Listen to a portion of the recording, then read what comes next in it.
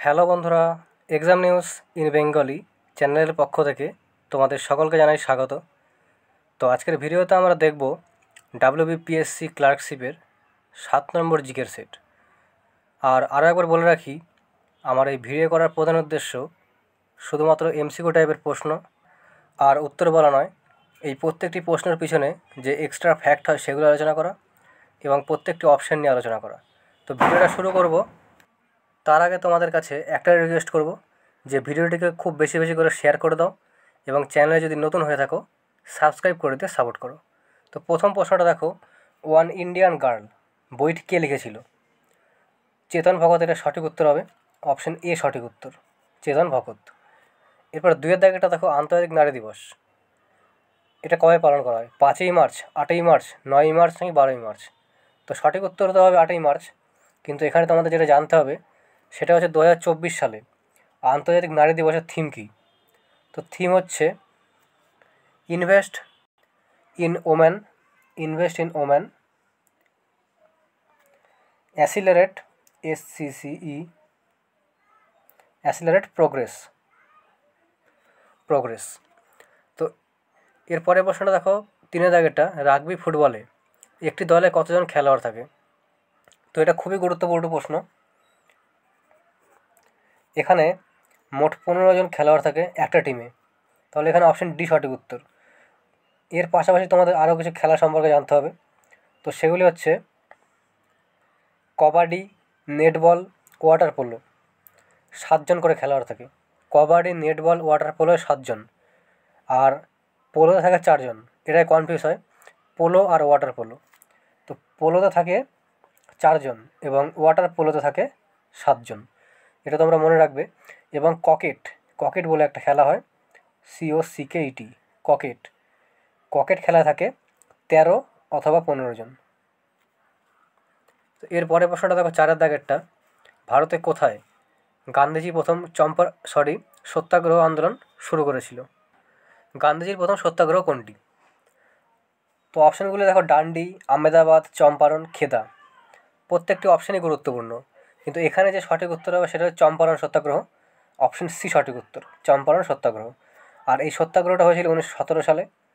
এখানে রাজেন্দ্র প্রসাদ এবং অনুগ্রহ নারায়ণ সিনহা এদের সাথে গান্ধীজি সত্যাগ্রহ করে। এনার প্রথম সত্যাগ্রহ ছিল এটা। আর এই সত্যাগ্রহে, মানে এই চম্পারণ সত্যাগ্রহেই গান্ধীজিকে মহাত্মা উপাধি দিয়েছিল রবীন্দ্রনাথ ঠাকুর। আর এখানে প্রথম অপশন দেখো, ডান্ডি মার্চ শুরু হয়েছিল 12ই মার্চ 1930 সালে।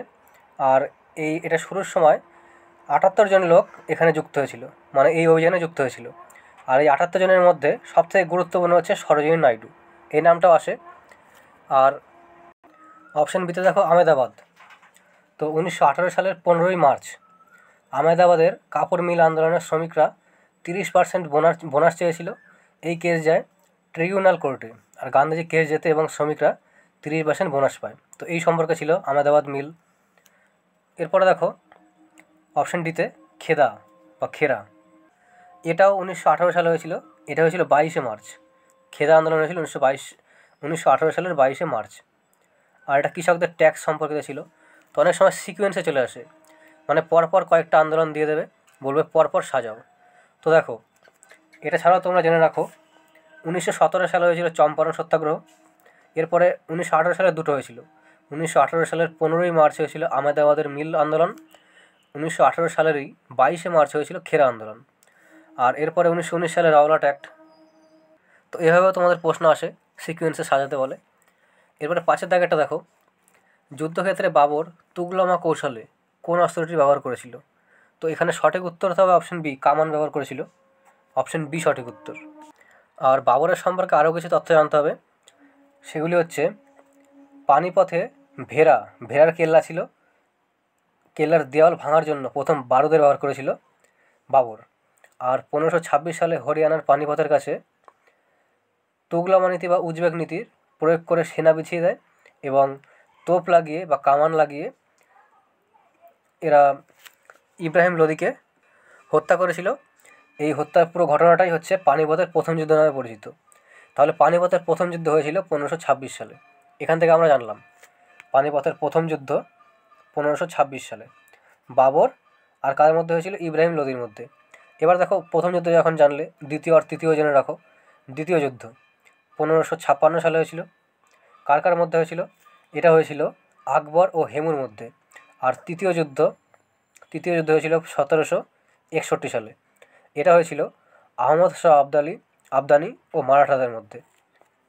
তো এর পরের প্রশ্নটা দেখো, 6 দাগাটা, প্রথম কমনওয়েলথ গেম কবে অনুষ্ঠিত হয়?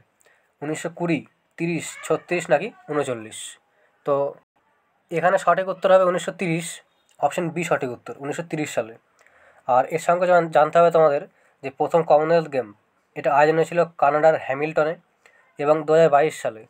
2022 সালের 22তম কমনওয়েলথ গেম হলো বার্মিংহাম। আর 2026 সালে হবে, মানে পরেরটা হবে অস্ট্রেলিয়ায়। তাহলে দেখো 2022 সালে একটা হলো, 2022 সালে বার্মিংহামে, আর 2026 সালে হবে অস্ট্রেলিয়ায়। তাহলে এটা কত বছর পর পর হয়? এখান থেকে তোমাদের প্রশ্ন আসে যে কমনওয়েলথ গেম কত বছর পর পর হয়। তাহলে 22-এ হয়ে গেছে, এরপরে 26 হবে, মানে 4 বছর পর পর এই গেমস আয়োজিত হয়। এরপরে 7 জায়গাটা দেখো, হাফ নেলসন শব্দটা কোন খেলার সাথে যুক্ত? তো এটা যুক্ত রেসলিং বা কুস্তির সাথে, অপশন এ সঠিক উত্তর। এরপর 8 দাগেরটা, ভারতের বৃহত্তম লবণাক্ত হ্রদ কোথায় অবস্থিত? তো ভারতের সবথেকে লবণাক্ত হ্রদ বা বৃহত্তম লবণাক্ত হ্রদ, তার নাম হচ্ছে চিল্কা হ্রদ। আর এটা অবস্থিত উড়িষ্যায়, উড়িষ্যার মহানদী বদ্বীপে। এটা জেনে রাখতে হবে। তাহলে দেখো মহানদী বদ্বীপ, অপশন সি সঠিক উত্তর। এরপর 9 দাগেটা দেখো, লুনি নদীটা কোন পর্বত থেকে উৎপন্ন হয়েছে? হিমালয়, সাতপুরা, বিন্ধ্যাঞ্চল নাকি আরাবল্লী? তো এটা সঠিক উত্তর হবে আরাবল্লী, অপশন ডি সঠিক উত্তর, আরাবল্লী। আর এর সম্পর্কে জানতে হবে যে এটা একমাত্র নদী যেটা সমুদ্রে মেশে না, এটি অন্তর্বাহিনী নদী। এরপরে 10 দাগেটা দেখো, সংবিধানের কোন ধারায় রাজ্যপালকে রাজ্যের শাসন বিভাগীয় ক্ষমতা দেওয়া হয়েছে? তো রাজ্যপালের ক্ষমতা, শাসন বিভাগীয় ক্ষমতা, এটা আছে আর্টিকেল 154 নম্বর আর্টিকেলে। এখানে অপশন সি সঠিক উত্তর। আর বাকি অপশানগুলো দেখো, আর্টিকেল 156, এখানে কী আছে? রাজ্যপালের কার্যকাল। আর রাজ্যপালের কার্যকাল সাধারণত 5 বছর হয়।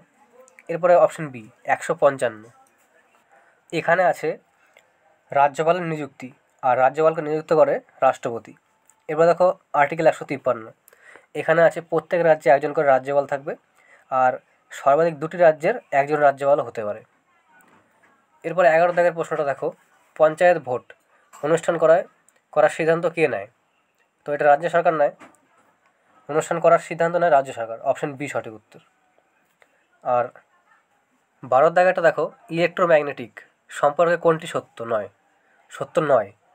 তো দেখো, এটা একটা অস্থায়ী চুম্বক, এটাও সঠিক। এর মেরুকরণ করা যায় না, এটা ভুল। এটা মেরুকরণ করা যায়। এর ক্ষমতা পরিবর্তন করা যায়, এটাও ঠিক। এর ক্ষমতা মেরুগুলির মধ্যে পরিবর্তিত হয়, এটাও ঠিক। তার মানে অপশন বি এখানে সঠিক উত্তর। এরপর 13 দাগেটা দেখো, লাইম ওয়াটার এর রাসায়নিক সংকেত কী? তো রাসায়নিক সংকেত হচ্ছে CaOH2, অপশন সি সঠিক উত্তর, CaOH2।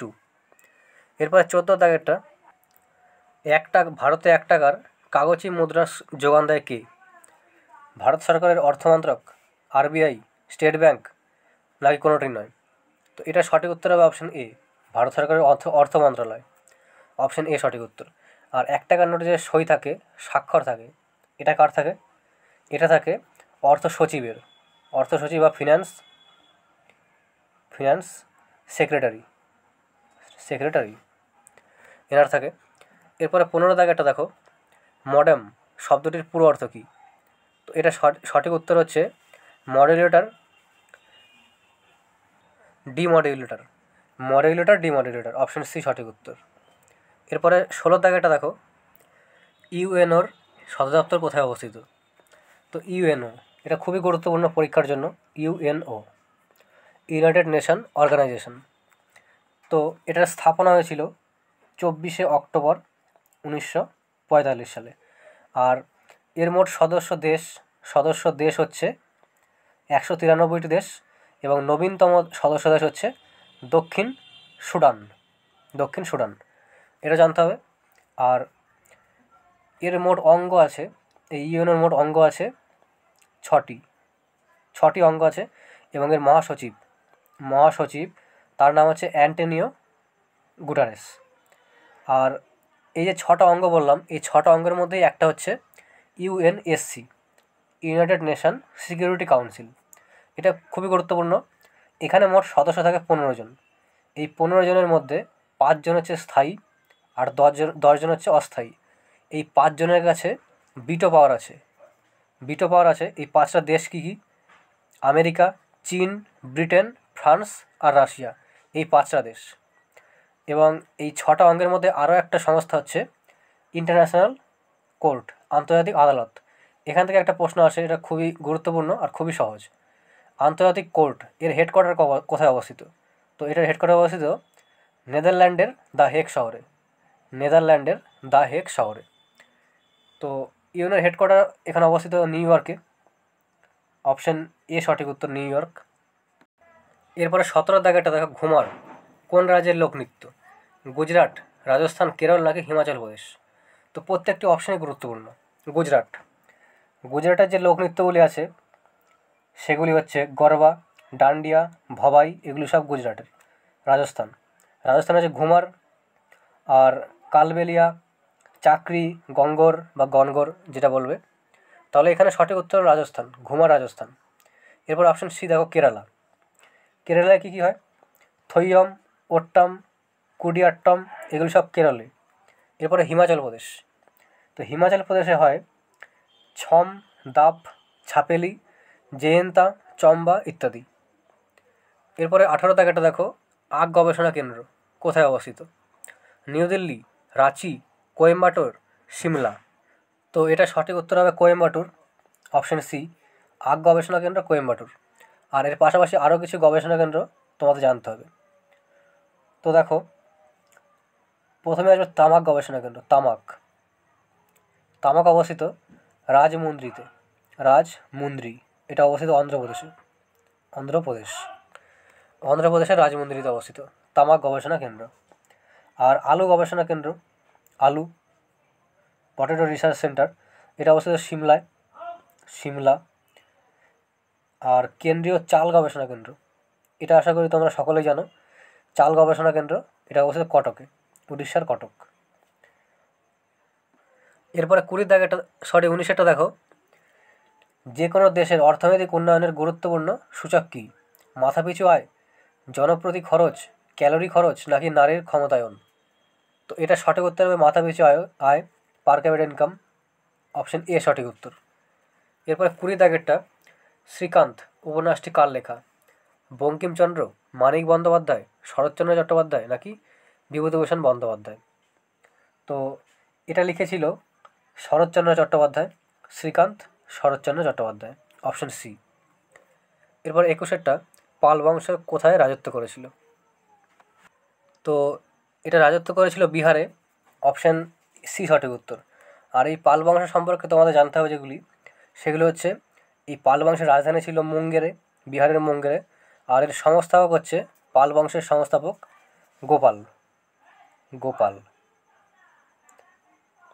এবং এর পরবর্তী শাসক গোপালের পরবর্তী শাসক ছিল ধর্মপাল বিহারের ভাগলপুরে বিক্রমশিলা বিশ্ববিদ্যালয় তৈরি করেছিল।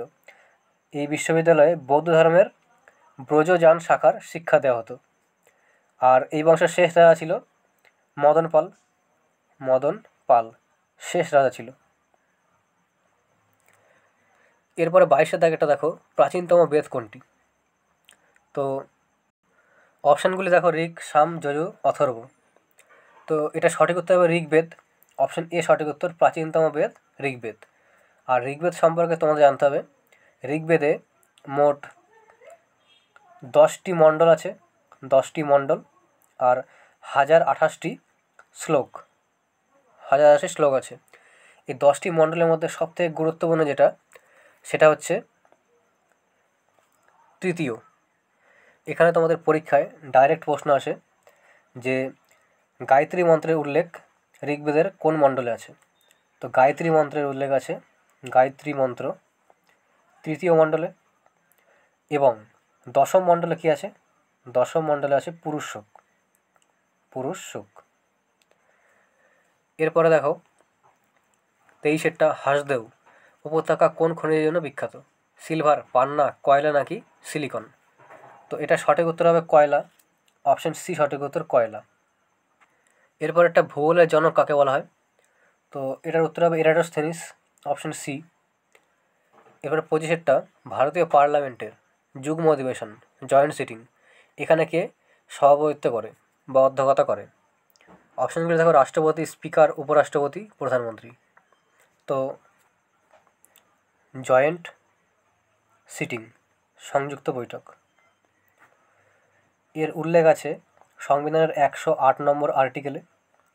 108 নম্বর আর্টিকেলে। আর এই জয়েন্ট সিটিং ডাকে হচ্ছে রাষ্ট্রপতি। ডাকে রাষ্ট্রপতি, কিন্তু এখানে অধ্যক্ষতা করে বা সভাপতিত্ব করে লোকসভার স্পিকার। লোকসভার স্পিকার।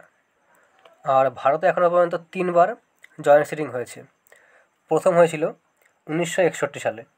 এটা ছিল যে পণ প্রথার বিরোধিতার সময়। এরপর 1978 সালে হয়েছিল ব্যাংকিং সংস্কারের জন্য, এবং 2002 সালে পোটা অ্যাক্ট, যে টেররিস্ট অ্যাক্ট হয় পোটা অ্যাক্ট, এই পোটা অ্যাক্ট সমাপ্তের সময়। আর দুটো জিনিস আছে, ইমপিচমেন্ট এবং সংবিধান সংশোধন, এই দুটো বিষয়ে সংযুক্ত বৈঠক ডাকা হয় না। এখানে সঠিক উত্তর হবে স্পিকার, লোকসভার স্পিকার, অপশন বি। এরপর 26-এরটা কোনটি ওয়াটার গ্যাস? তো এখানে সঠিক উত্তর হবে অপশন বি, সিও এবং H2।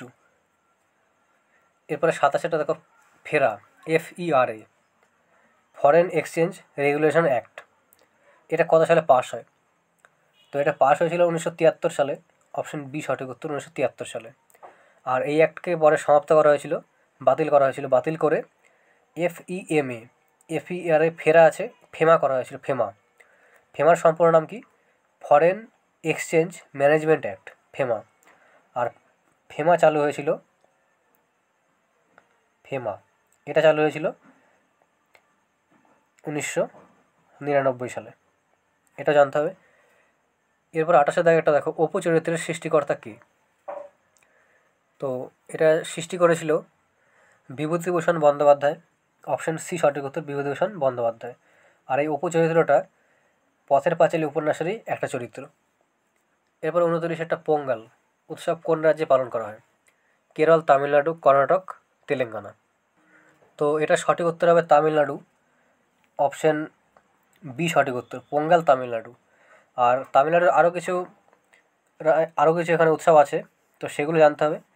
সেগুলো হচ্ছে জাল্লিকাট্টু, থাইপুসম তামিলনাড়ু, কুন্থারু থিমিথি, আর পুখান্ডু বা পুথন্ডু যেটা বলবে, এটা হলো তামিলনাড়ু। এবার দেখো কেরলের উৎসবগুলি হচ্ছে বিশু, আর ওনাম, ত্রিশূরপুরম, বাল্লামকালি বোট রেস, থৈয়ম, আট্টুকাল পোঙ্গাল, মকর বিলুক্কু, এগুলি হচ্ছে সব কেরলের। এরপরে দেখো কর্ণাটকেরগুলি হচ্ছে কামবালা, কর্ণাটকের কামবালা, হাম্পি মহোৎসব, পট্টদকল, কার্গা, আর কাবেরী সংক্রমণ উৎসব, উগাদি, এগুলি সব হচ্ছে কর্ণাটকের। এরপরে দেখো তেলেঙ্গানা। তো তেলেঙ্গানারগুলি হচ্ছে বোনালু, বাথুকাম্মা, মেদরাম যাত্রা, এগুলি সব হচ্ছে তেলেঙ্গানার। এখানে তোমাদের একটা কনফিউজ হতে পারে পোঙ্গাল আর আট্টুকাল পোঙ্গাল নিয়ে। তো পোঙ্গাল হয় তামিলনাড়ুতে, আট্টুকাল পোঙ্গাল হয় কেরলে। এরপরে 30-এর দাগেটা দেখো, পণ্ডিত যশরাজ একজন ভারতীয় শাস্ত্রীয় কণ্ঠশিল্পী, তিনি কোন ঘরানার সাথে যুক্ত? তো ইনি মেওয়াতি ঘরানার সাথে যুক্ত। অপশন বি সঠিক উত্তর, মেওয়াতি ঘরানা।